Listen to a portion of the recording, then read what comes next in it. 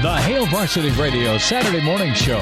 Strap yourselves in. Here are your hosts, Chris Schmidt. Y'all don't even know he was a virgin until he's 28, and now, roll tide. And Mark Cranack. Time has come for someone to put his foot down. And that foot is me. Welcome to it, weekend editions here. It's Hail Varsity. We're powered by Cornhead Lager. Brutally late.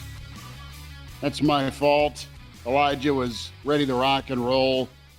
I was up early, and did not get back up. So apologies as we are getting beaten savagely in the stream. Good to have you on the weekend edition. The YouTube channel is what you subscribe to, Hail Varsity YouTube. Find us on Twitter at H Varsity Radio and KFOR Facebook and Twitter. Elijah, good on you, man. You were ready to go. I was not. I feel shame. I should spend time in the box, something along those lines, if you remember Slapshot. But how are you? Good Saturday morning to you. Good. Can't complain. I am enjoying the stream comments we're getting here this morning of people theorizing why we're late today. We got Walter coming off the top rope. Let's see. Anthony saying 7:45 is the new 8:15. Wow. Yeah. Moonbot saying he's actually still up drinking from last night. Good for you, Moonbot. But yeah, I've just been kind of sitting here enjoying reading through some of the theories. And Tuck kind of nails it here with the most recent comment.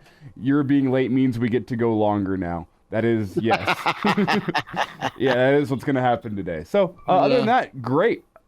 How about Game 6? I tell you what, I think it's another win and a stake in a beer bet for Elijah Herbel. Yes, it is a good thing for one Elijah Herbel, and it is important to no doubt keep track of those stake and beer bets. I mean, it's quite critical, quite vital. We'll get to your comments here. And Rick was in 7:45, bright and early. I said 7:45 sharp. No, that was not the case. Eat Beef also gets in. Saturdays are for the boys. Junior has that flag downstairs. We got to go get him up. The dogs are ready to break out of jail. Walter from Philly is in. He wants the Hawk 2 chickie on the show. Do you know what that means? Yeah. Okay. I'm making sure you're with the time, Schmitty. Yeah.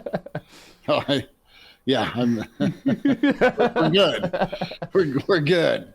Make sure you're helping the old man out. Thank you. Jeff Snitley is in, part of the Boulder Peace Treaty, the Real Matthew. Boo Saturday. Work. I know we're in, Matthew. Thank you. And you, Grandpa, back at it. The other Dave is in. John, good to have you. Oilers were rocking last night. Saw a little bit of that last night. Tuck is here. Good to have you, Tuck. Appreciate you jumping in. Justin here. Anthony here. Moonbot. Sam. Sam is like, just flip the switch. Elijah was ready to do it. He should have just started going. We'll get to more of your comments. Tib.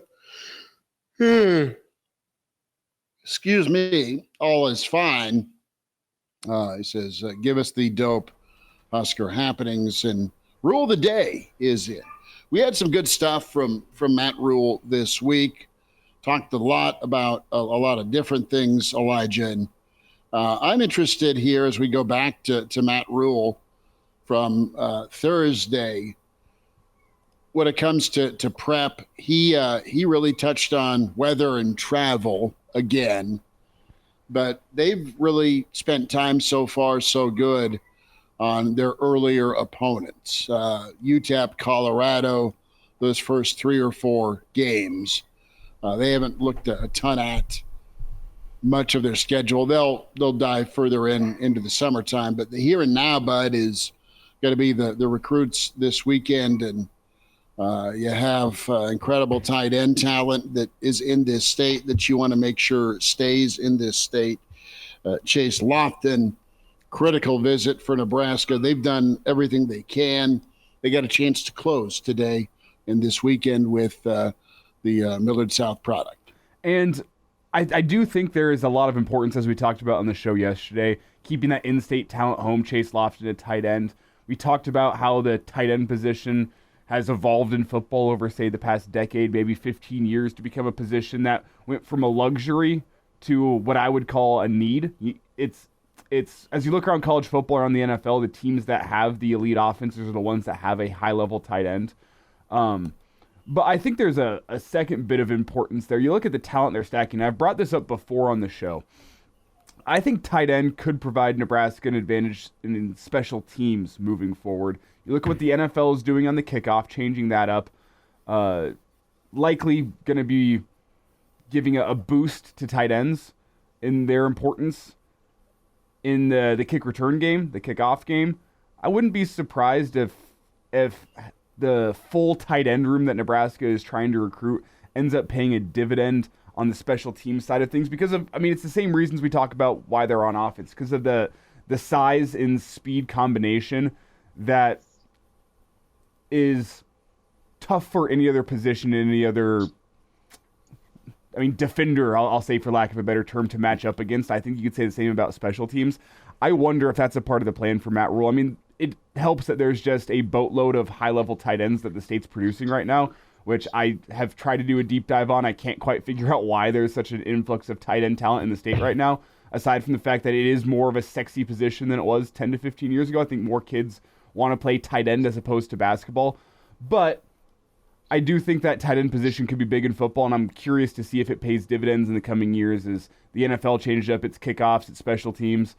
I wonder if college football follows suit and if that becomes an advantage that Nebraska can have there on the special team side of things, just having a full tight end room.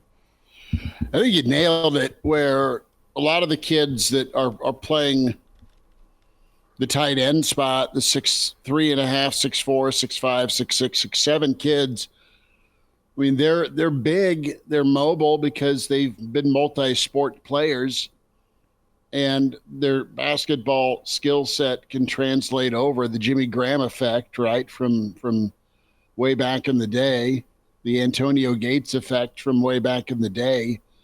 You want those body types, and they good on the sport of football, where instead of falling in love with basketball, there's nothing wrong with that. These kids have come back to football, the camp circuit, and then the training facilities, the Warren Academies of the world. And we're so lucky to have that in Omaha. That's a major factor. You're getting a bunch of basketball dudes that have loved football, and they love the opportunity to go do their 7-on-7s and then keep moving it forward. Brandon Vogel with us here. He isn't late. With us from Counter-Read, counterread.com. Vogues, we do our darndest to intend to be on at 7:45, and I was up to let the pups out, 5:15. Mama got off to work. I'm taking full accountability and responsibility and blame for being late. So Elijah texted me, and it's like 7:49. I'm like, I bleep. And finally the computer started smoking and then working, and hey, we got on, 7:55. 7:57. Oh, it's 57. Yeah. Ooh, it's not good. That's on me. But you're here. You're ready to rock. You're wearing your Red Sox hat. I watched Black Mass last night, and I had not seen that. I'd wanted to see it with Johnny Depp, the Whitey Bulger story. Flick's probably about 8-9 years old. And lo and behold, Vogues is wearing the Boston hat I saw so frequently in the movie. So good on you, dude. How are you this morning? I'm doing well. I appreciate the struggle. All you can do is try your darndest. Because if you ever stop giving maximum effort, I'll just be sitting here by myself, I'm afraid. So just keep going. Moonbat asked if you rearranged your bookshelf. No, I do have this. This might stand out. It's a new addition to my Father's Day art from my son. Got a sideways necktie on there, so I like that quite a bit. That's about the only new addition. That's good, man. The necktie has never been something I think we've seen you pull out on a Saturday morning edition. Is that too formal, do you think? I think it's too formal for Saturday morning show. On occasion I've worn ties in the press box. So I'm not afraid. I'm not afraid of a necktie. This construction paper tie was the only tie I got for Father's Day, and that's fine. I do appreciate you not wanting to come in and overdress us, to really one up us on a Saturday morning as we wear our lazy clothes. It would be probably a bad look for you to be wearing a tie and just make us look like real slobs. So I do appreciate that. That's the danger with ties these days. Vogues is like, I can just talk and make you two look like slobs. I don't need to wear a tie. It's all right. So busy week, man. Not only the recruiting circuit, final official visits or contact options for Nebraska this weekend. You get Jalyn Gramstad out of Northwestern College. Had a chance to spend time with his former coach, Coach McCarty from Northwestern College yesterday. Really painted an awesome picture of how things materialized there. And I want a little more in-depth from you, Vogues, on just what is the reality of this. Is it a depth piece? Yes, for Nebraska at quarterback, but just all of the attributes that Coach McCarty talked about with Gramstad. I mean, you've got a guy that maybe your most experienced guy at a different level coming in. What can that do? What will it do for that quarterback room when you've got all sorts of talent? It's just a little green. Yeah, I mean, I think a lot of the kind of non-physical, like, can he run? Yes, I've been watching some of his highlights. He can run, throws a pretty good ball. This Northwestern teams, I was watching the 2022 NAIA championship highlights earlier this morning. Had some pretty good receivers too. So there's that piece of it. I mean, the adjustment here from NAIA to Big Ten football is going to be a big leap. But I think you hope for getting an experienced player. It's all kind of a lot of the off the field attributes, your ability to work, your ability to come in and pretty quickly, this is going to be fast. Like, you kind of got to assimilate yourself into, a Nebraska culture that I think is pretty strong at the moment. And you worry less about that with a guy who's as accomplished as Gramstad is, and who, whoever it is you talk to who knows him speaks so glowingly of. So I think it's all those things. I mean, I think it would be a surprise to me right now, and we'll see, like, when he gets on campus and what we start hearing about him.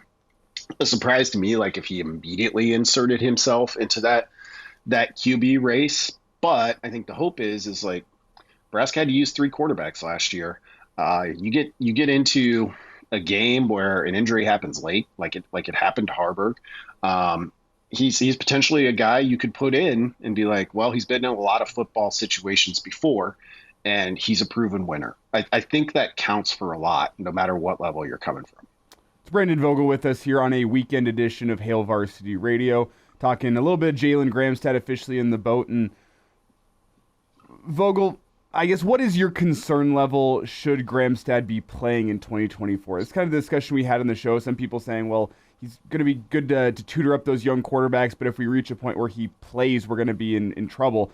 Do you agree with that? Do you think that this is, I guess, a guy that can legitimately help you on the field rather than being that safety net? What's your take on what Gramstad can actually be in 2024? Is that a wait-and-see type thing for you? I think it's a wait and see type thing. I mean, I could say now, like, I would be more, my concern level would be higher if it happened earlier in the season. Like, if you get to mid-October and it's at that point where, hopefully it's not injuries, but if it is, or whatever the case may be, then you have to put him in. Like the biggest concern I would have would just be, the speed of the game. And that's going to take, just getting onto the practice field, which is still, 5-6 weeks away before Nebraska starts fall camp. So that's going to be a piece of it.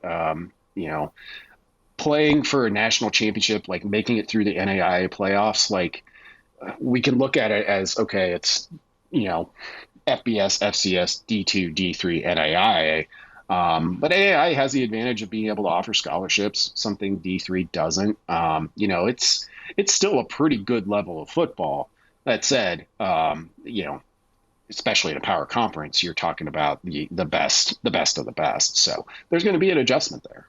Do you think his addition is more important in order to help Daniel Kaelin keep a red shirt, give him an extra year of eligibility, kind of split up the timing of Raiola and Kaelin's Nebraska careers to give Kaelin another year on the back end of Raiola? Or is it more important to allow Heinrich Haarberg to go and be a football player, be an athlete, a guy that you don't have to wrap in bubble wrap because he's the guy you'd have to turn to in case of injury?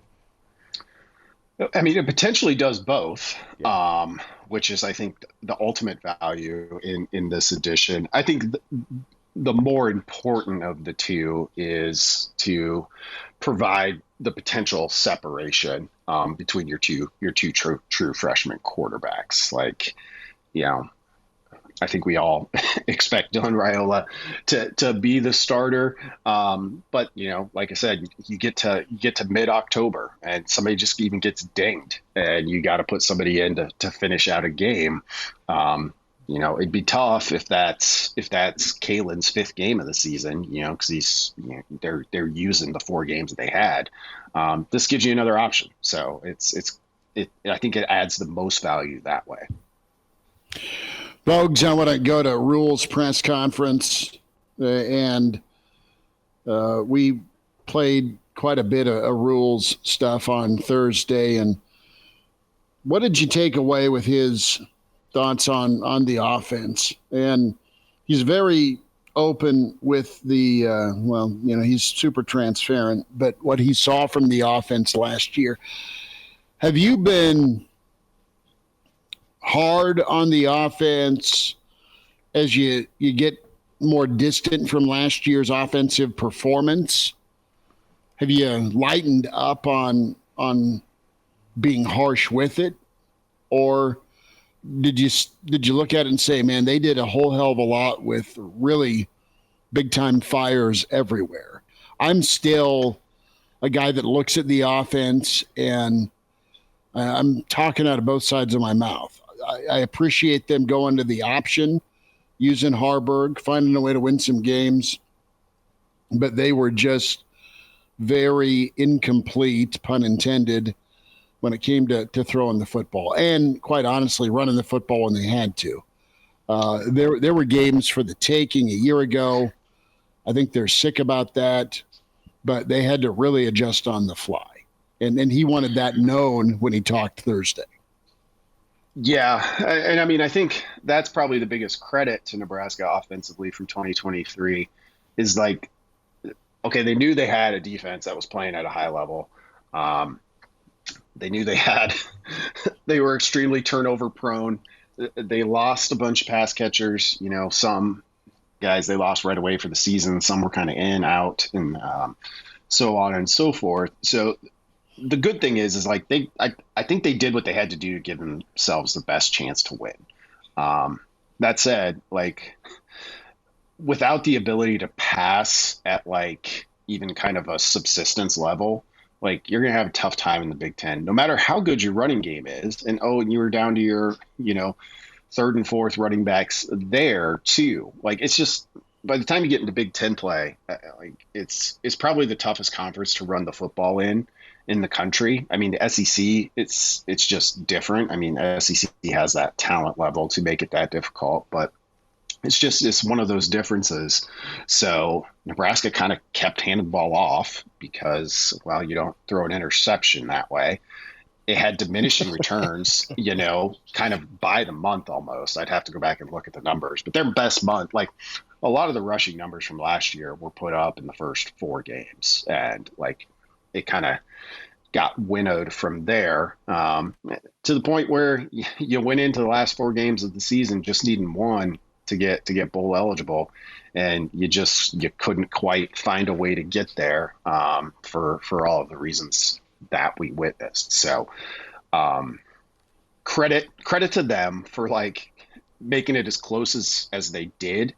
That said, there's a lot to improve, and I feel good about them making those improvements with a deeper wide receiver room. I think that helps quite a bit.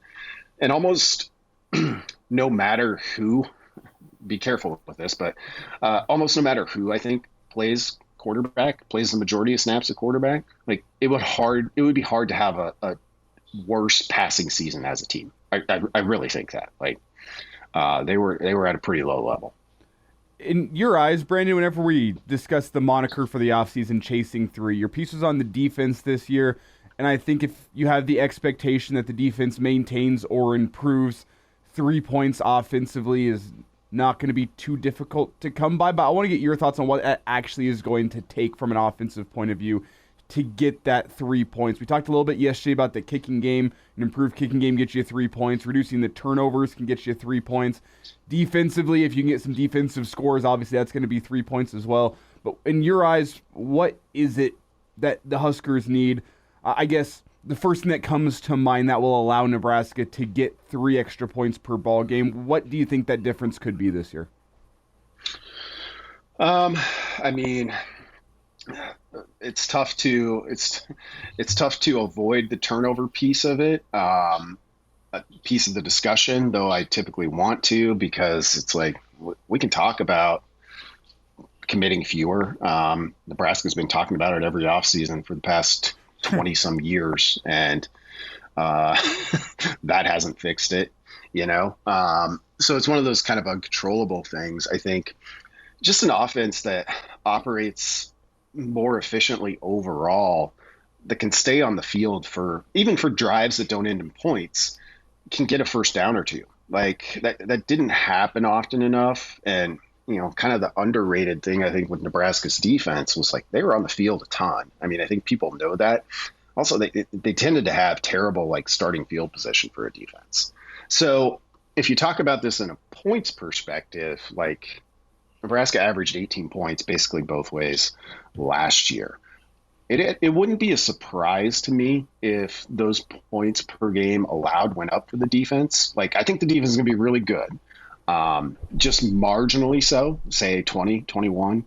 So then you're talking about an offense that you want to get to, well, if you want to get bowl eligible, you probably need to be at 24. You want to get to something above that, you probably got to be at 28 or over. Can Nebraska improve by 10 points per game? I think it can. It's not a given, but I think that's ultimately what it takes. And if the offense does improve by that much, if it's getting from 18 points to 28 points a game, then I feel better about the defense staying at like 18 or somewhere around there, just because they'll have better field position. They'll play fewer plays with an offense that's scoring at basically the average for a college football team. Brendan, to continue on with this Chasing 3 discussion here, we have a comment in from John on Twitter. He talks about the late game decisions from World. Do you think the coaching staff also falls into this Chasing 3, trying to get 3 points better from a coaching decisions point of view? He brings up Maryland and Minnesota being the examples of late game decision making maybe not being what it should. Yeah, those two stand out as pretty significant. I think you could maybe put Wisconsin in there too, maybe. Yeah, for me as well. And, well, Wisconsin was the one that kind of felt like a reaction to Maryland the week before. So, okay, the Minnesota decision, like it's the first game, it's like this, it's the first game of a new tenure. It's like, let's go try and win this. We're just going to call the play that we think we have. Arguably did have it. The throw wasn't good enough. Okay, so that happened. You lose that game. It happens again at Maryland, which I think it's curious at best, galling for some, probably at worst, because, hey, did you learn anything from the Minnesota decision? It's a different quarterback. I don't know how that factors in. And then against Wisconsin, it comes up that they kind of play for overtime instead of trying to go win the game. So I think it's evident that the coaching staff was like consistency would have been like, well, we played to win against Minnesota, lost. Played to win against Maryland, lost. We're doing it again against Wisconsin. I think the fact that they didn't at the end of that game tells you that, yeah, they were a little shook too, for lack of a better term. And at that point, you only had however many minutes were left in that game, plus the Iowa game, to get to bowl eligibility. So, yeah, I think better overall coaching is a piece of this discussion too for the offense. It's hard to assess it outside of some of those big moments, just with how many injuries they had and all of the change at quarterback. Brendan Vogel with us from Counterread, counterread.com. Steven checks in on the stream and has a good question we can tackle here. Where do you think Nebraska is roster-wise to be top 10? And I look at, let's look at who's in the top 10. You have Penn State, you have just at least in the Big Ten, right? You have Oregon, you have Ohio State. Iowa can be a fringe top 10 with their, depending on the schedule. They're not in that top 4 or 5, but they've been in the top 10, right? Michigan's there. And they have lines of scrimmage. They have defense. They have a guy or two in the secondary, right? They'll have a tight end. I think Nebraska has top 10 caliber on the interior for sure with the defensive line. I think Nebraska has that's about it for me. And I'm not knocking what is there, but I just don't see Bama or Ohio State or XYZ Clemson type back seven. Not that they can't get there, but going into it, I don't see it, right? And on offense, it isn't a pipeline offensive line yet. It's good. They've got a chance to be as good as a Nebraska offensive line that they've had since 2013 or 2014, but you still got to go do it. Who's your dude at running back? Still searching. You feel great from a pedigree standpoint at quarterback. You could be top 10 good at quarterback if things go the way they're supposed to for Raiola. I was going to ask that question and say if we were going to be willing to say that. I'm with you, Schmidt. I'm not willing to put him there yet, but the potential is there. Potential is absolutely there. And then at wide receiver, I think they got some kick-ass wide receivers, and they absolutely have top 10 talent potential, right? But you got to have a whole bunch of things come together on offense. So what's your assessment, Vogues? Like, what's the distance here? I would probably put Nebraska right now where they've kind of historically recruited. So, 20 to 25, I would say that's where they're at in terms of getting to a top 10 roster. Broadly for me, I think the big piece missing, like what you'd want to get there. And this is always a question of like development versus recruiting. And those two things go together to a degree, but it's elite defenders. Not that Nebraska doesn't have some. I think they do, particularly, as you mentioned, Schmitty, on the defensive line. And that's an interesting mix. That's a couple of, in terms of your top line, that's a couple of veterans, Ty Robinson, Nash Hutmacher, who came in as pretty highly rated recruits and developed over time. And then you had, the two true freshmen on the edge last year who came in and were pretty good right away. I think by the time they get there, we'll see again this year what another year of experience looks like. But I think Linhart and Monmulan can be pretty elite players throughout the rest of their career at Nebraska. It's just you're looking for one of those guys at each level. I think Isaac Gifford, the coaches will tell you he's there, and he might be. He's a guy that you developed. And you can develop them. It's just when I look at Michigan, they particularly last year, and I think it's going to be again this year. Like they're just loaded defensively, and there's kind of I think it's probably a little bit outdated now, but like the old kind of one of the coaching truisms used to be like find your quarterback, develop the offensive line, and then put all your other best athletes on defense because it's the reaction side of the football. That's where athleticism matters, I think, a little bit more. Nebraska to get to top 10, I think probably needs a few more of those guys. And we may be seeing the early stages of it with some of the players who kind of elite track athletes that we've seen Nebraska recruit and sign. They're moving them to defense. So we'll see how it goes.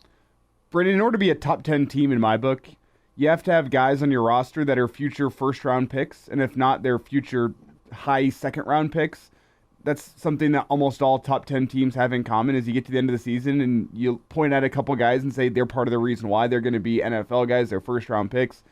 Do you see any potential first-round picks in Nebraska's roster? There's got to be some projecting you're going to have to do, and it's always hard to get inside the mind of an NFL scout and an NFL GM because they don't always see the game in the same way that we do. But do you see any guys on the roster that have that first-round pick potential? I think maybe we put Dylan Raiola to the side because he's an unknown commodity a little bit at this point, but other than him, do you see guys that you think could be future first-rounders?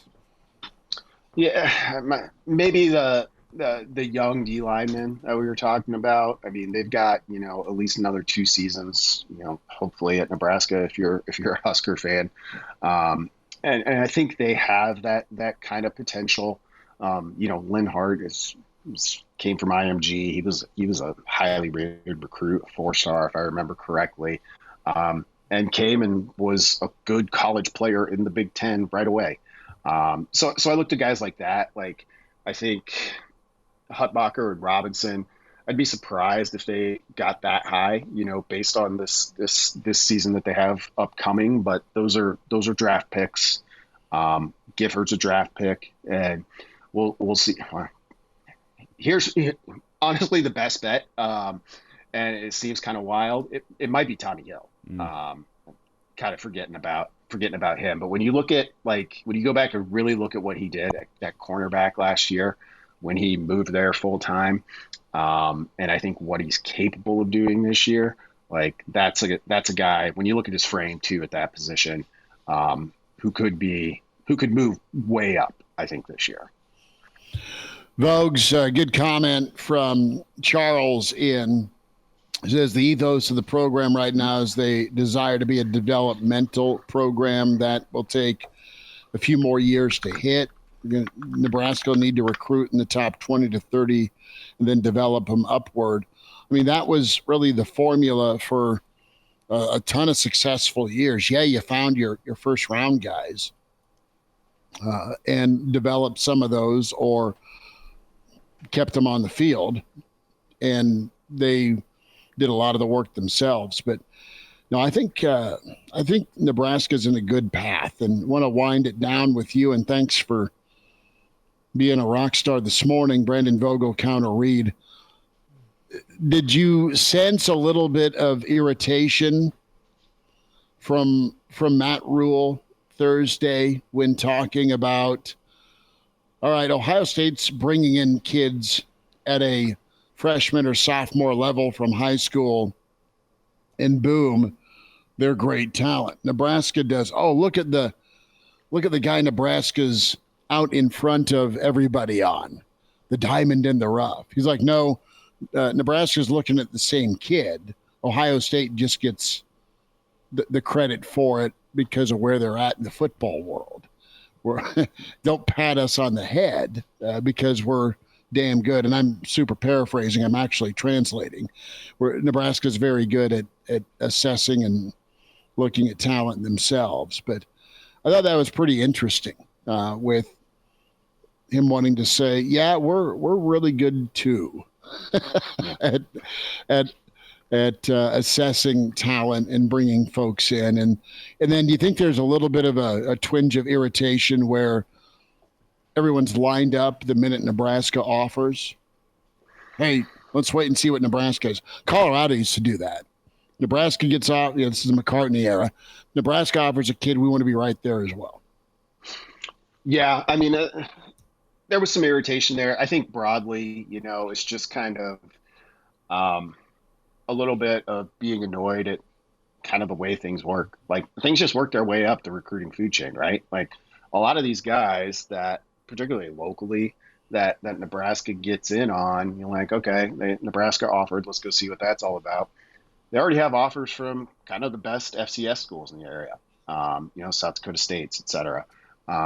And that's because those if they want to get a player that they like, those are good coaching staffs too. Obviously, look at what they do on the field. They see a guy that's got these attributes, and they're like, oh, geez, well, if we want to have a shot at him, we got to go and we got to be out there.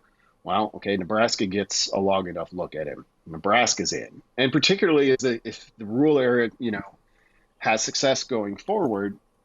And I think even based on what they've done in the past, they do have a reputation. Like this is a credit. They have a reputation for identifying guys early. And, if we don't want to call them diamonds in the rough, they find guys who are future NFL players, to use sort of the term that Matt Rule did, before a lot of other people do. And it's just the way the food chain works, that Ohio State can start at the top of the recruiting rankings. Let's get out to everybody who is already, the 5 stars, the high 4 stars. And because of where we're at in the grand scheme of things, same for Georgia. If Nebraska or Iowa, another program that is really good at development, finds somebody that wasn't on our radar yet, and we take a look, we can just hop in with an offer too. Because, hey, getting an offer from Ohio State's a pretty big deal for almost any high school football player in the country. Vogue's family member that would put money down to be in the Memorial Stadium mausoleum with a clear view of the south end zone? Maybe some aunts and uncles, immediate family. I don't know if any of them ever went that hard for Nebraska, but certainly some aunts and uncles. We were so far removed out west that didn't just have kind of the day in, day out Nebraska piece of it. Everybody liked Nebraska, of course. So I think, I think the Vogel family's going to be sitting that one out. Appreciate it. What's coming up with Counter Read? CounterRead.com. How can folks get in with you and Aaron Sorensen? Yeah, hop on over to CounterRead.com. It's twice weekly Substack from myself and Aaron.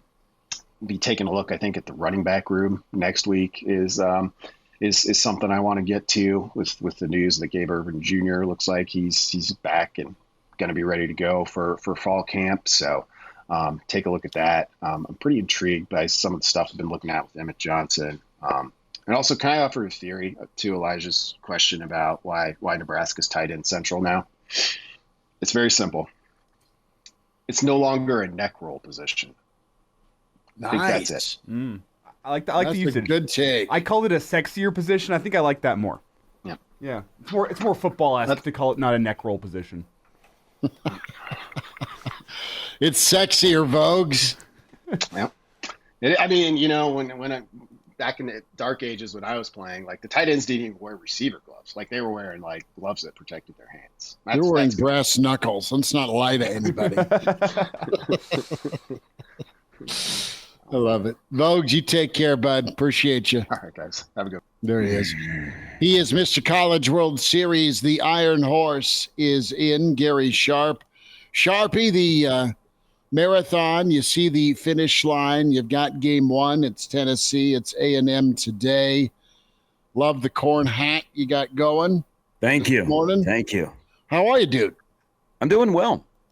You know what? The College World Series seemed like, and you guys have been up here, College World Series seemed like it went quick this year. I know there's possibly 3 more days left, but it did seem like it went quick, even with the delay a week ago today and then the 3 games on Wednesday. But I think the 2 best teams are playing. Well, and should be a great championship series. That's where I was going to go. I think that's part of the reason why it feels like it went so quick is because you have 2 teams that kind of made it look easy en route to the championship series with Texas A&M and Tennessee. Tennessee is so balanced. Texas A&M just had a great starting pitching performance after a great starting pitching performance after a great starting pitching performance. 2 teams that, as you said, they deserve to be there, but they made it look a little bit easy en route to the championship series. Yeah, pitching is everything, and especially here in Texas A&M has really, really been good on the mound. And then Tennessee, they've been known for the long ball all season long, and they've found ways to win. I think, in any other sport, if we have the dominance of one conference, we lose our mind and we try and change the rules, i.e. college football.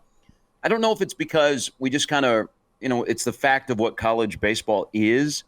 But I'm okay with the two best teams in college baseball being out of the same conference playing for the national championship again. Not everybody has the passion and money that they spend on baseball. We just happen to follow a program that's located in Middle America where they're surrounded by teams that will not spend money or doesn't have the passion. I was speaking to the athletic director at Texas A&M the other day, and he happened to say, because we were talking about baseball, and they're about to make an $80 million investment in their baseball stadium. And in College Station, that stadium is already awesome. But he said, everybody's got to keep up with the Joneses when it comes to facilities for baseball. He said baseball will always be the number 2 sport at Texas A&M. It's a culture.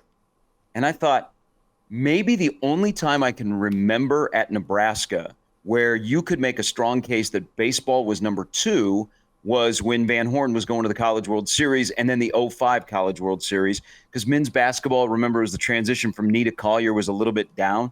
But other than that, there's not a lot of places where baseball is number 2, and there's a handful in the SEC where it's their second most popular sport. So I get it, but I'm looking forward to it. I think it's going to be a great championship series. I hope we get 3, and I hope Tennessee wins the national championship. Tennessee's fun, man. Great fan base. A&M is somebody that puts so much money into their programs. You're right. Yeah. They have been right there for a long time. I saw on social media this morning, our old friend Travis Justice posted a regular room is $700. For the hotel, and that's one of the old buttes out by the airport, not down by the ballpark. And there's a suite being posted for over $6,100. Yeah, it's nuts, man. So it's expensive. The tickets are really, really expensive on the secondary market. I was taking Junior today, and then I said, sorry, I don't love you that much. And I've said this, now that I live here in Omaha, when the series is at Rosenblatt, and I went to the series at Rosenblatt, it was more of a local feel. Once it went downtown, it became a corporate feel, and it went from this is an Omaha event to let's see if we can make as much money as possible. And and I think across all sports, guys, pro and college, the championship and the playoffs are not for you and I. They're not for the average Joes. It's expensive. It has become really expensive. And man, you have 2 fan bases that haven't won, and they're within relatively close distance to Omaha, where you could hop in the car and say, hey man, we can get to Omaha, watch Saturday night, stay overnight, watch Sunday, and then drive back. And if we got to be back at work on Monday, we're there, a little bit later. It's driven up the price. So it's kind of like in this town that the people here have, like in Lincoln, you have 8 Saturdays to make a lot of money. Here you have basically 3 weekends to make a lot of money when the Berkeys are in town and when the College World Series is. But I hope it doesn't deter people, because there's a lot of stuff to do that doesn't involve getting inside of the stadium. There's a lot of stuff outside. You guys are outside as well. So it's an experience, and I think it's going to be great. Isn't it odd, though, when you look at Texas A&M and you think of like success they've had, and we look at football, they haven't won a national championship in a popular spectator sport since 1939. Doesn't that just seem like not possible at Texas A&M? That is unbelievable with the amount of money they have. They've got a president that's buried on their campus. It is all sorts of rich J.R. Ewing type dudes that just print money, successful businessmen and women that hand an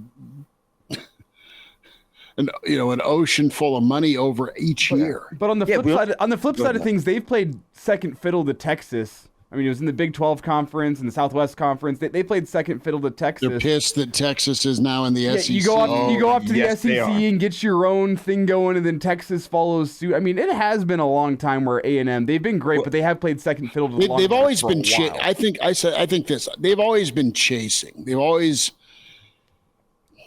They've had an inflated sense. And it's not that they're not talented. They have brought in recruiting classes across all sports at an insane level. But they've always got this inferiority complex a little bit with Texas. And then they're not patient with people. If you have one bad season or one average season, it's Joe Pesci time in Goodfellas, and then they're on to the next coach, and that's screwed up. Well, I think both of you are absolutely right about Texas A&M, because I think of their time with Nebraska in the Big 12. 98 was their great season, and Michael Bishop ruined it. But look at Nebraska held their own against Texas A&M, and they went R.C. Slocum, Francione, Mike Sherman, and Kevin Sumlin was in there the first year of the SEC. You're right; it's been a revolving door where they've made some hires that you're like, I'm not so sure.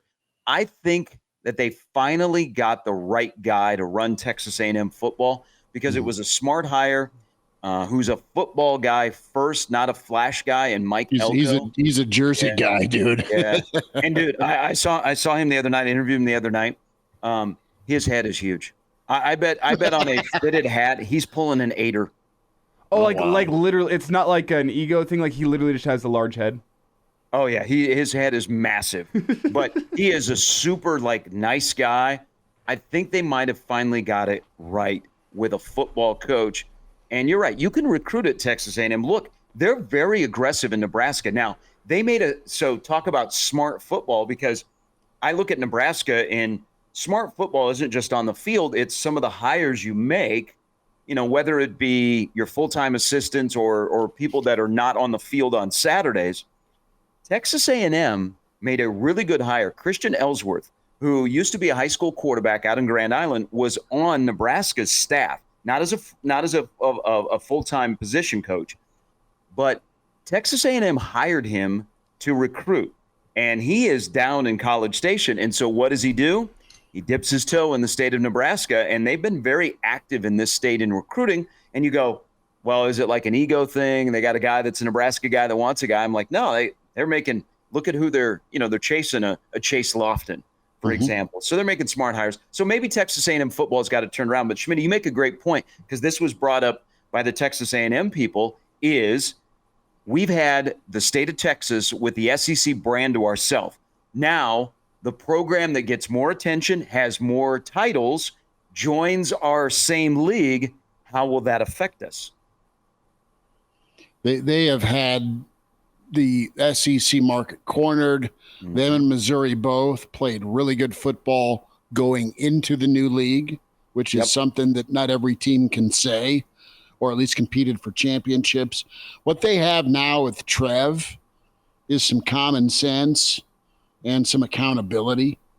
Well, I think they've had previous ADs there that aren't bad people or not smart guys, but they've been kind of the puppets for the crew down there, because folks love to be part of the program.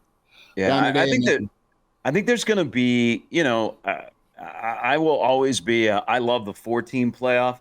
We're going to 12. I think Rule kind of let it out of the bag that we're going to 16 when he said, get ready to play 17 games the other day. I think there's going to be more of a sense of urgency across college football. So to make the playoff, but, in places that don't have divisions, not to get buried. There's going to be a sense of urgency to get your program up to speed. So every year you're competing for a chance to play in the playoff. And that might be just a 9-3 record. I think it's going to be fascinating to see how schools go at scheduling, and then what constitutes a good season. If you don't make the playoff, is it 8 wins? Does 9 wins get you in the playoff? All of that stuff is people try and figure out the landscape so that they can stay near the top. So if the chairs start moving again, they have another place when the music stops and you're like, oh my God, Florida State's in the SEC or the Big Ten, or even as one Florida State person said this week when they were up here for the College World Series, possibly the Big 12. Yeah, I mean, the ACC's next on the endangered list. Let's not kid ourselves. I want to ask this. What's the best number? Because what I don't want, and I don't know if college football can ever go the route of college basketball. College basketball is fun. It's awesome. We all love PBA and Creighton.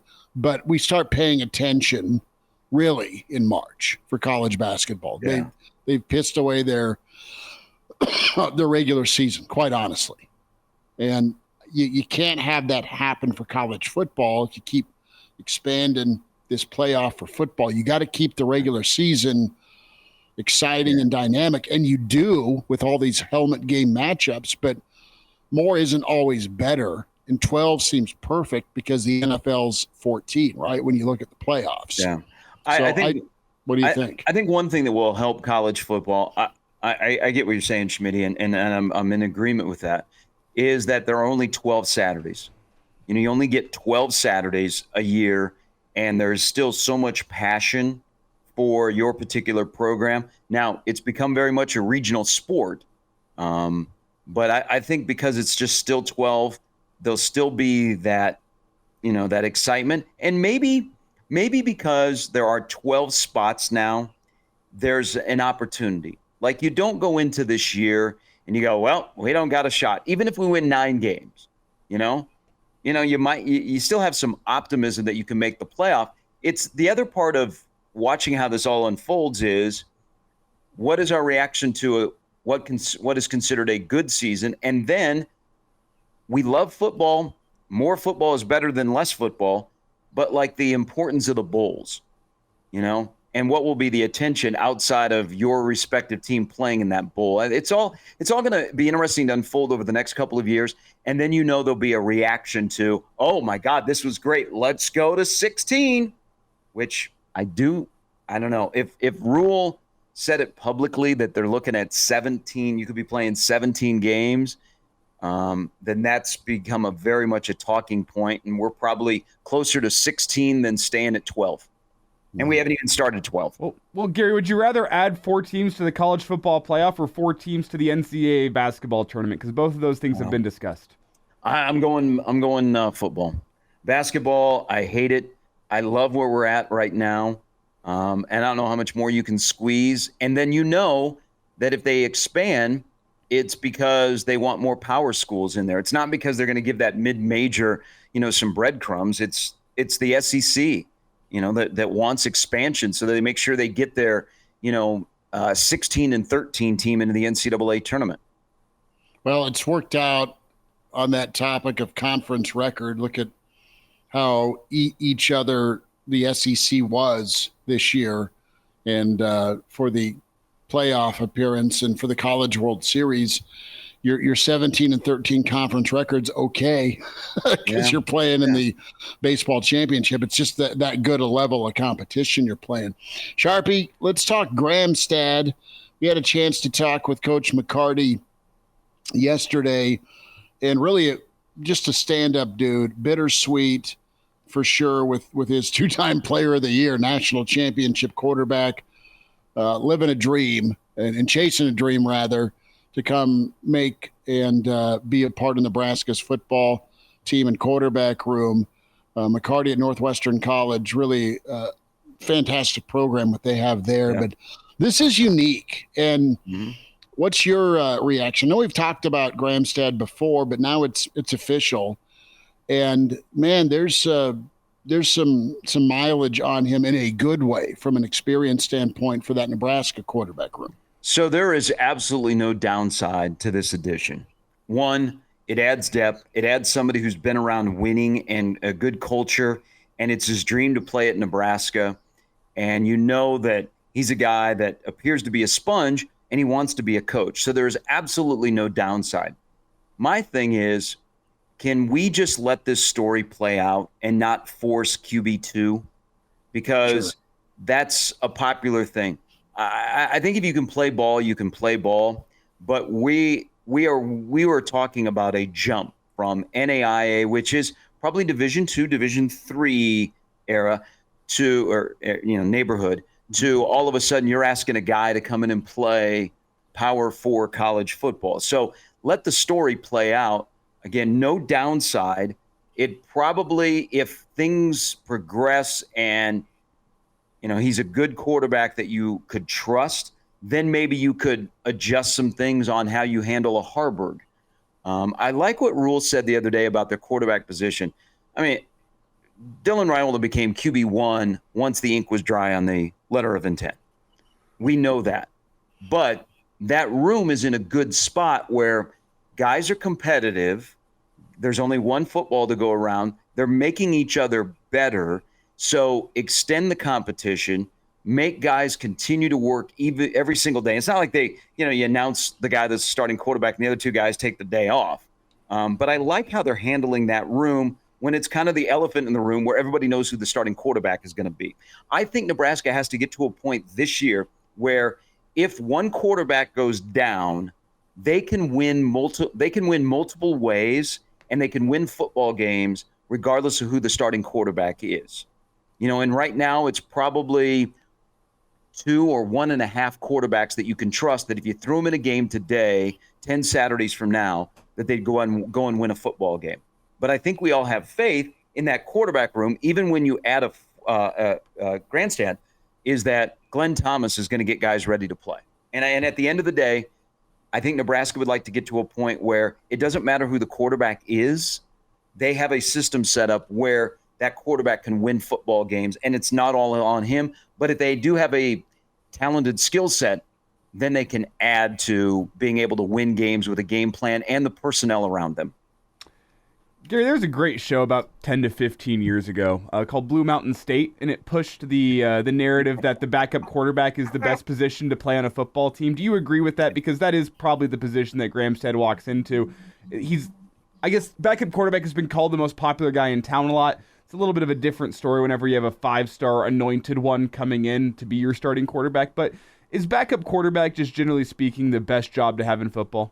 It is. Look at Chase Daniel. Chase Daniel's made a ton of money. I mean, have we? So let me ask, because you brought up QB2 and putting Jalyn's name on there. Have we already moved on from Harburg? I thought we liked. I think we didn't we. I want to go back to the spring. We like the new Harburg at quarterback. We like the new Harburg, right? And now he's got a full off season. Are we not going to like the Harburg because there's a flashy new guy around? Here's the question with that. Do you want him under center with 5 wins in his back pocket that's new and improved? Mm-hmm. Or do you want him as another weapon on the offense like he was early in last season? Where will he get his best use? Standing on the sideline or running an out route or a play action on the sideline so he can run over some safety? And that's what Nebraska's got to decide. Yeah. One of the things I go back to, no, I'm not out on the development of Heinrich Harburg. Could he still be a good quarterback? Yes, but I think this might be a little bit of recency with what we saw in McCaffrey, where every single time McCaffrey stepped on the football field, it felt like you're going square peg, round hole at the quarterback position. You're like, man, I wish I could see what this guy could do at wide receiver. You never did until he goes to Rice and he turns into an NFL caliber wide receiver. I think that is just in the back pocket when I look at Harburg, because too many times last season it felt like square peg, round hole at the quarterback position. Am I out on him playing quarterback? No, not at all, because you look back at he wasn't even in the quarterback room. Nobody ever let him develop as a quarterback. Can another offseason of development help him there? Yes, but that being said, it still felt like at times square peg, round hole, and you want to see what else he can do. I know he wants to be a quarterback. I know McCaffrey wanted to be a quarterback. That's why I'm drawing parallels there. But at the end of the day, he's got too much athleticism to keep him off the field, and you wonder, could his best spot be somewhere else in the offense like we thought back with McCaffrey? Well, I don't think they'll move him away from quarterback. But in terms of possibly getting on the field periodically, the Taysom Hill role is used. They love his speed. So does that mean there's an RPO package there? Is there other things like down on the goal line that he is suited for you? I think they have to walk a fine line of they want Harburg to be involved, but they don't want to kill his dream of being a quarterback. And you can't just say, hey, well, make him tight end too. They got a pretty good 1 and 2 at tight end. They got some good options. Here's the other thing that again, it's a good story. I'm not ready to slam a guy into quarterback 2 that just is going to show up. We have to remind ourselves who quarterback 1 is. Mm-hmm. And that guy needs to play football. He needs to play a lot of football. He hasn't played any football yet. He needs to play a lot of football. And it would be great if Nebraska not only breaks the stretch of not getting to a bowl game, but also breaks the stretch where the guy that is the starting quarterback is the starting quarterback week 1 and week 12, so that the quarterback plays the entire time, and that quarterback can be really, really good. And so we don't talk much about the backup quarterback.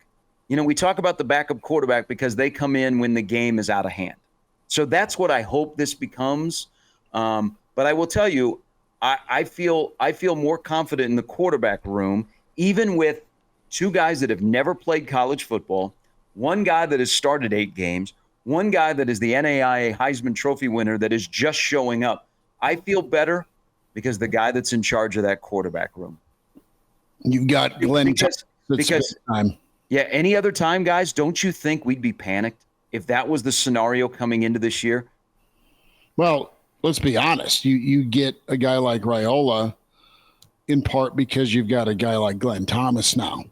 I mean, that's super important. Well, you can flip it around too and say you get a guy like Glenn Thomas because you have a guy in Raiola. I think there's a chicken or the egg there. Yeah. Well, you have a this whole discussion about quarterbacks and what to do with Harburg and Gramstad, and we forget about Danny Kaelin. What will Danny Kaelin look like when they open up the door at the end of July and said, all right, here we go. Danny, we'd like to play you 4 games, but you're supposed to redshirt. What does that look like? We have to keep going back and remind ourselves, Nebraska's got a dude that could be QB1. And who's behind him may not really matter. And that might be an okay thing. That's a dream for this staff and just Nebraska fans. Week 1 through week 12, like you touched on. I want to get your take on Chase Loftin. Sharpie, big weekend. He is another in-state talent that has garnered so much national attention, and he's taken his visits and has had a good time with some of those visits. Great program at Millard South. What is Nebraska's true competition? Is it what's been advertised on the field? Is it some of the offense, or is it the depth chart? What is Nebraska up against when it comes to Chase Loftin? I think their competition is very minimal because I think Nebraska is the number 1 choice. Okay. For him. So, he's gotten a lot of attention, and rightfully so. I saw him play last year at Elkhorn North, and he was very noticeable, very talented. He kind of fits that bill of the Nebraska tight end, which you guys were talking about earlier. Think about it. Nebraska, if there's one position where over the course of multiple staffs, and there is the caveat of, well, they don't know how to use that tight end or that type of player. That's a position that Nebraska has recruited really well, has been the tight end position. I think they've been very fortunate because there have been in-state tight ends that have been able to come in and play, and they've been good tight ends. Think about this. Ben Bramer could be going into his 2nd year at Nebraska. Ben Bramer is going to be an NFL guy. Mm-hmm. Ben Bramer is vaulting up NFL draft boards. He unfortunately was recruited by Scott Frost, and then once Frost was fired, he started to look elsewhere, and Matt Campbell slid in there and got him to come to Ames. That was a great pickup. Chase Loftin is one of those, is going to be in the line of Nebraska-born tight ends that are very, very good in college and have a chance to play in the pros. But Nebraska's handled his recruitment really well. Chase has been able to go out and explore other places. He's going to play on the number 1 team in high school football this year at Millard South, and they're absolutely loaded with skill talent and defensive line talent. But I think Nebraska's done it the right way, and I think Nebraska's in a good position to get him to commit. Now, could it be this weekend? You're starting to see crystal balls start to pop up, but I think Nebraska is they're going to be in a position to get a 4-star in-state prospect at a position where they just keep turning it over, and Nebraska keeps producing tight ends. Maybe at some point those tight ends will put on some weight and move inside, but right now this is a good tight end state, and I think Nebraska is going to get a really good prospect after he gets through his visit and kind of sits down and sifts through the people that are after him and makes the decision on where he can best reach his potential. And I think that's Nebraska. Sharpie, we'll wind it down with this, and I love some of your postings on social media on Willie Mays. You have been big in the baseball community for a lot of years, you and family members. And did you ever get the fortunate opportunity to interact with Willie? Do you know anyone who has? So he's my dad's favorite player. Same. And one of my dad's best friends in all of baseball and the Mets organization was a third baseman named Ed Charles, who played on 69 Mets, had a long major league career. When he passed away, Willie Mays in New York City came to his funeral. Mm-hmm. And so briefly, my dad got to meet his childhood hero, but my grandpa, who grew up in New York City, and my dad, they would tell stories of watching Willie Mays play, like going and, in the afternoon going to watch him play and how great he was. And I mean, he was somebody that brought people together and, bonded a sport, and he's the greatest to ever do it. And it's, you could say after his passing, and his quality of life had not been good for a couple of years, is that now the greatest living player in baseball is his godson in Barry Bonds. And he has the famous catch in the World Series. He will tell you that the better play was the throw. Dead sprint. It seems like all too real that 24 is facing everybody. So you see that 24, he keeps his hat on as he's sprinting, makes the basket catch with his back to the infield. But he always talks about the throw. I mean, just an incredible man who impacted so many people, but, brought people together and did so many things on the field. But I think his contribution off the field to the game and life also needs to be recognized. And it's been kind of cool this week to see everybody that's talked about Willie Mays and his impact. And, of course, what baseball did on Thursday night in Birmingham, Alabama.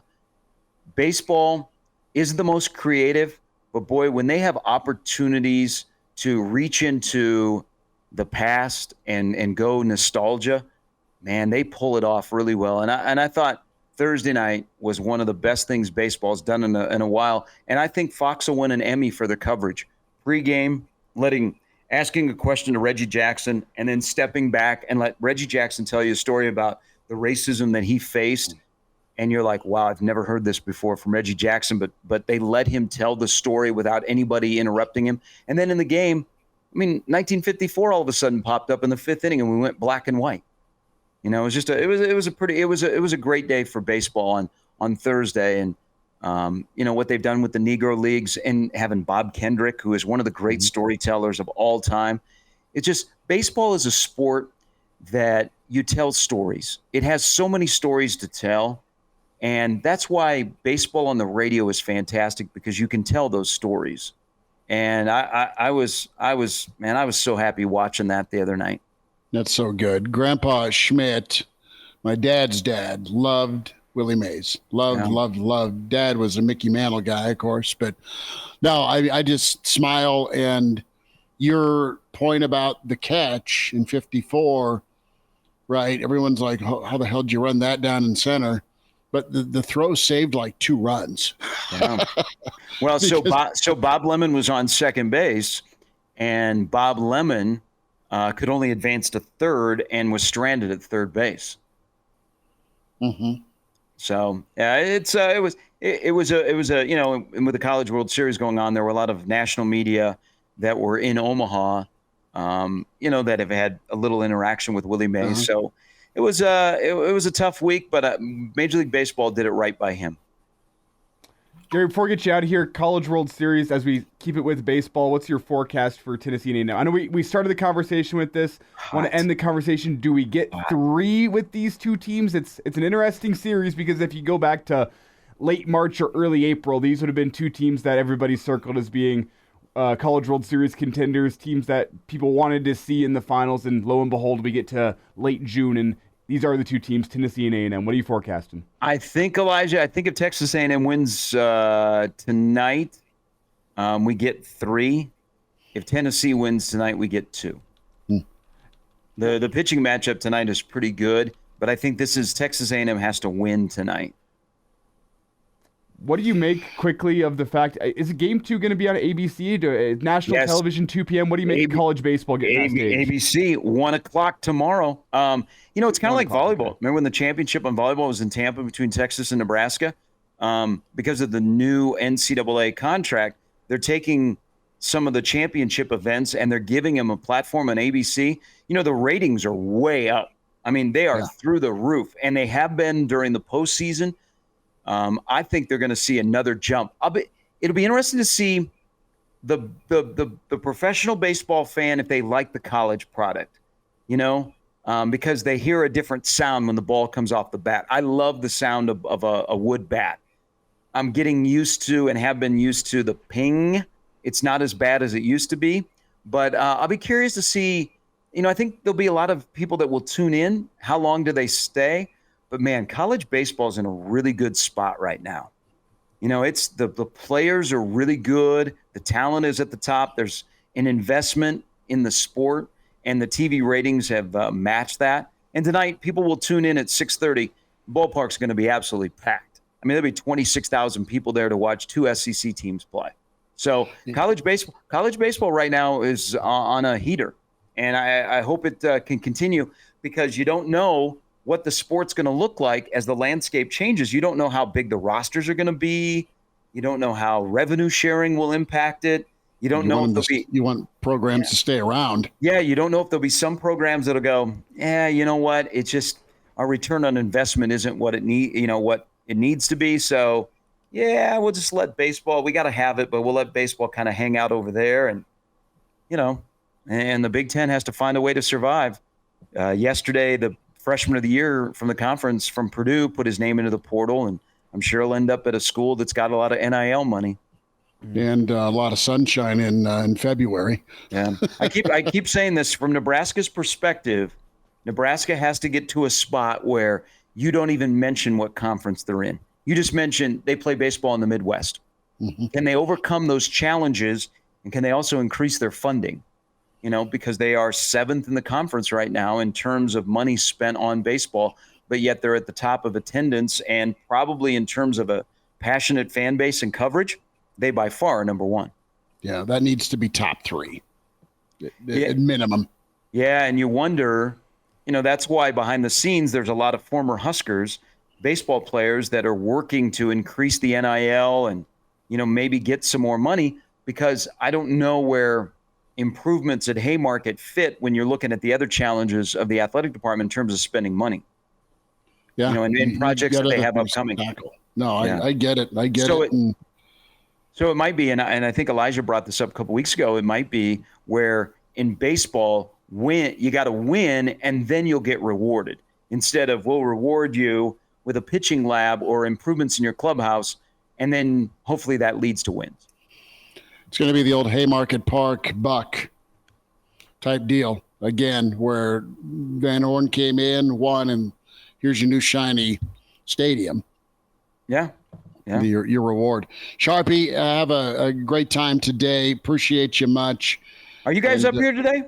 We are not. Are you up here on Monday? If possible. How's it going for you guys? I see a lot of debauchery going on. What? Like you guys are having a party? Oh, nothing wrong with there. We're happy. We're fun, man. We have a good time. It's good. We do a pod before and then a show till about 6, and away we go. We're good. A party is the way to describe it. Yeah. Do people know that that's Java when they come up? Yeah, okay. I think so. We did have a fun moment on Wednesday whenever some kids came up, and they were just hanging out. It was like the last segment of our show on Wednesday, and these kids are like 10 or 11-year-old baseball players from Fargo. And some of this was breaking up on the radio because Zipline was so packed at this point that we were struggling to get connection in there. But they're talking, one of the kids sees the ring and goes, "That's my favorite team. How'd you get a World Series ring?" And Java goes, do you know the name Java Chamberlain? And the kid goes, no. What year are you guys born? And they're like, 2013. And you go, oh, that explains it. Yep. You guys were not alive for this World Series. That's weird to think about. Well, No, it's been good, man. It's been a good listen, guys. So I'm glad you're having fun. Thank you. Well, thank you, Sharpie. Yeah, it's been awesome, and we'll hopefully be up there Monday. 10 Saturdays from today. But do you know what else? Because I always, once we're involved in the College World Series and the broadcasting of it, once it's over, you almost like, man, our summer is over. Do you know what is 31 days from today? Big Ten Media Days. Big Ten Media Days. Hello. Yeah, no, it's College World Series, and then you get to 4th of July, and then it feels like somebody hits the fast forward button, and you're into fall camp, and then the first game this year. So yeah. Well, I know we got to wrap this up. I'm very disappointed we did not talk about Matt Rule talking about murder. Well, Elijah posted it. We will murder you. That's confidence in his passing game. Hey, there is somebody. I think he has a quiet confidence about this team, and it just seems like every day there's somebody from outside of the 402 and the 308 that are talking about Nebraska in a positive manner, whether it be Joel Klatt or Phil Steele has him 33rd in his top 40. And I think Rule knows that they've made progress, and he likes the potential. My takeaway listening to him to talk the other day about a wide range of topics, there's a guy that likes being the head coach at Nebraska. And I don't know if that's an easy thing to do with everything that comes with that job. But I think Matt Rule enjoys being the head football coach at Nebraska for what you get to do and what you might do. I got to ask you this. Do you see Rule at some point, as good as he is administratively, as good as he is at grooming and wanting to promote from within? I mean, he is a CEO, and he loves the game and he loves working with kids. Is he a guy that his next act, and I'm not trying to fast forward on him, but is he an AD? That's a good question. When he's just done coaching, the kids are grown up, he's resurrected Nebraska, and I'm just thinking he'd be a guy I'd love in his later acts as administrative. He's already doing it now because you got to be know all, be all, see all guy in college football as a head coach now. Just moving up a level in the North Stadium. That's an interesting observation. I could see he's a guy with a plan, the way he thinks about things, and I think the way he treats people. That's a possibility. I think he likes being at Nebraska. I think he's got some momentum at Nebraska. He's got good people around him. I mean, they grind.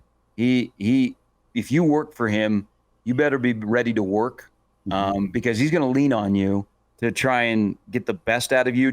He treats his staff like he treats his players, okay, with kindness as a human, but he has expectations of, you're in that role for a particular reason. Let's do that role. And, I just think he's got people skills that equate to football skills. And I don't know, that'll be interesting to see what his career track is, because he's still relatively young, maybe at the latter end. Yeah. But I think he's got a plan, and I think he wants to be that football coach in Lincoln, Nebraska for a while. And then after That's a good thing. After that, he can make a run at the U.S. Congress. He's an orator, man. He likes to talk, and he also probably needs to wear a hat when he goes out in the sun from now on. I mean, he is a tan man. Yeah. Yeah, that was thing. You know what? That was a good. It has been like a, and we're all smart enough that we sift through the potential of what could happen this year. It's just nice that there's no drama. The football program's been drama-free for a while. Yeah, it was 5-7 last year, and it could have won 8 football games, but there's no drama. Yet. It's like right now, Nebraska football is an easier program to talk about and follow than it's been in a while. And we're talking about a program that hasn't been to a bowl game in 7 years and is coming off a 5-7 season. And there's no guarantees on what's going to happen this year. But it's just the conversation is a lot easier. And that's it is. I mean, I think that says a lot about what they have in place and what could happen. Now, results matter, and that's what we're waiting for. That's like the next step. But no drama, good conversation, and a hell of a lot of positive vibes. I don't know if you guys have gotten your Phil Steele. Ooh, Phil Steele loves him some Nebraska. Phil feels confident in all the data he's mined with Nebraska, but he feels good about the guy up top. It's not going to make him look bad. Yeah, and then Phil has been, there were times during Scott's he wants to buy Nebraska. He wants to buy Nebraska stock, Yeah. and I think he feels good about it this year. Yeah. So we'll all hopefully have a chance to chat with Phil this year. So Oh, I'm sure he'll do the radio tour. yeah, no, God love him. Phil's got a 15-year hitting streak with us. We'll get 35 minutes out of Phil Steele at some point later this summer, I'm sure. No, he's a good dude. I love him. I mean, it's great when you interview Phil, he sends you a magnifying glass so you can read his book. You might. The Bible. Brother, I've got 12 of them back at my little cube from the last. I mean, we go back. I mean, just going all the way back. So it's pretty good. I can't wait. 10 Saturdays from now, we will see the unveiling of this football team. Can I ask, what is college football going to do? What is college football going to do when Phil Steele eventually retires? Ooh. What is college football going to do? Because it's said in the magazine like your favorite expert's favorite magazine or something like that. It's pretty true. Everyone loves reading Phil Steele. What does I love the bottom of the sheet where you look at the last 5 years, where you were +3, you were plus. You just go down the schedules, the results, the point spreads, and what used to be the ranking next to your team name. Yeah. But he, so special teams and quarterback are the lowest on his position chart. Linebacker and defensive line are the highest. And he's got Nebraska ranked 33rd in his top 40. So he's and we all know about special teams. Quarterback makes sense because you have basically people in that room haven't played. But he's high on the defensive line. He loves that defensive line. Also, one quick thing, I know we got to get out of here because this is a name that comes up when we chat on Saturdays. How about we got another James Williams mentioned the other day? Yep. James Williams got out of his own way. That's a nice way of saying, dude, be on time. Buy stock. And this is, again, another reminder, if you're still listening with us here on a Saturday morning, we appreciate you. Our friends with Hurrdat the Boys Down Bad podcast did a great sit-down with him. Yes. Highly recommend checking that one out. And it gets into why Nebraska kind of noticed him and some of the NFL traits they see in him. Arm length. Arm length, shoe size, his 3-cone drill. He was under-recruited. Not many people saw things, but he had a lot of NFL traits. I'm pretty sure, I think it was the 3-cone drill that was... he was running his time would have been the best among edge rushers at the combine. Whenever Nebraska went and tested him, they're like, oh, maybe we should give this guy a shot. That guy's got future NFL, maybe not first round pick, but NFL potential written all over him. So it's way early. He's got to play football. But seeing him recently, his body is starting to look like Grant Wistrom. You know how Wistrom looked like he had would wear a size 28 pants? Mm-hmm. Yeah. That's what he kind of looks like. But you're right. His arms, and you look at who they're recruiting, they're looking for a lot of guys that have long arms. And I can't wait to watch him play because I think they have something in the lab that they stumbled upon that they've developed, and now they're ready to turn him loose. I mean, look at what he did last year in limited time where he all of a sudden showed up in a game and we were like, can you get me a program? I need to look up who in the hell is that guy? Where did he come from? Uh-huh. He was super impactful, and they're going to be deep and talented. getting after the quarterback this year with their 3 hockey lines of pass rushers. So it'll be good. They put a roster together that has options. So they're building depth across the board at all positions. And, if one guy goes down due to injury or poor play, they can slide another guy in there. And I think they made up a lot of ground in that area in a short amount of time. But now they just got to go play football.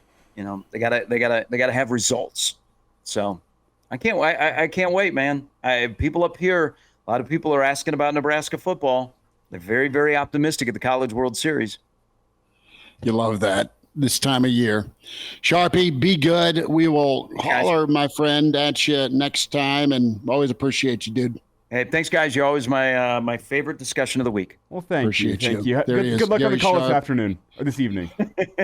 Gary Sharp, the Iron Horse. God love him. Elijah, this was fun. Appreciate you, dude. It always is. We did go long considering the late start, so you're welcome, fans. Let it be known for the people. As we say, extra time. We got plenty of extra time going. And like and subscribe to Hail Varsity's YouTube channel. Like and subscribe to the podcast, Spotify, iTunes, Google Play. Give us some feedback, good, bad, or ugly, with the podcast page on those platforms. We love the constructive criticism. Facebook and Twitter with KFOR. And hopefully we'll be back in Omaha Monday afternoon for Game 3 of the College World Series. Schmidt, before we get out here, you hitting the links this afternoon? I am. I'm taking Junior. I knew it. But I'm looking out my window, and it's 7,000-mile-per-hour winds. Mm-hmm. See, I'm going to be on the baseball diamond, so I hope the wind's blowing out. You're umping? Yeah, I'm hoping the wind's blowing out today. It could be fun. Yep. I'm taking Junior, then I get to see Uncle Mark and his kids. They're in town, so good day. Can't complain. Schmitty, I'll see you on Monday, I guess. Yeah, we'll do that. Appreciate everyone checking us out with the Hail Varsity YouTube channel. Have a good weekend.